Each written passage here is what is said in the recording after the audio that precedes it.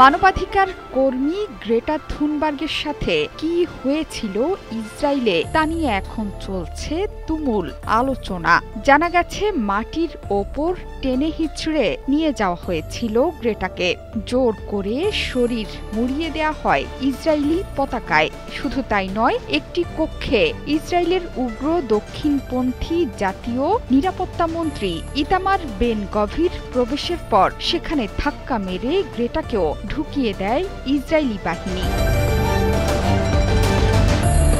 ইসরায়েলের হাতে আটক হওয়া অধিকার কর্মীরা বলছেন তাদের সাথে অমানবিক আচরণ করা হয়েছে। এমনকি সবচেয়ে বেশি নির্যাতনের শিকার হয়েছেন গ্রেটা থুনবার্গ। জনপ্রিয় মুখ হওয়ায় তার সাথে ভয়ঙ্কর দুর্ব্যবহার করা হয়েছে।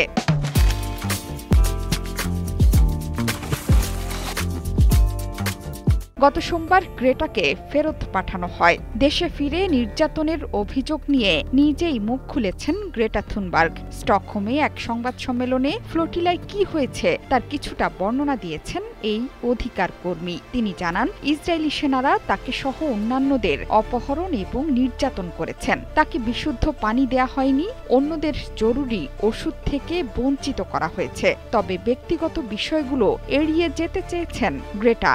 তার মতে ব্যক্তিগতভাবে তিনি যা সহ্য করেছেন সেটি প্রকাশ করতে চাইছেন না। গ্রেটাকে নির্যাতন করা হয়েছে এমন খবরের শিরোনামও চাইছেন না তিনি।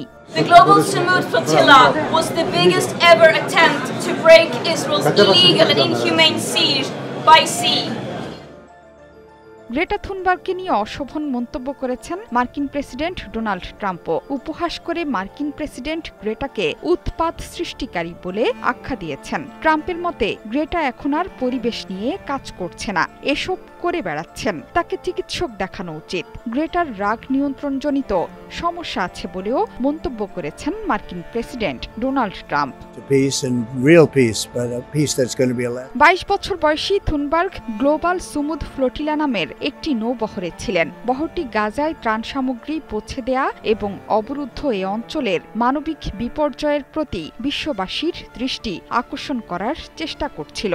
জাতিসংঘের তথ্য অনুযায়ী গাজার 22 লক্ষাধিক বাসিন্দার একটি বড় অংশ গৃহহীন অবস্থায় আছে এবং ভয়াবহ খাদ্য সংকটে ভুগছেন। এখন যুদ্ধ বন্ধের চেষ্টা হলেও ফিলিস্তিনের শান্তি যেন অধরা। সেই শান্তি পরিকল্পনাকে পুঁজি করে জিম্মি মুক্তির স্বপ্ন দেখছে ইসরায়েল।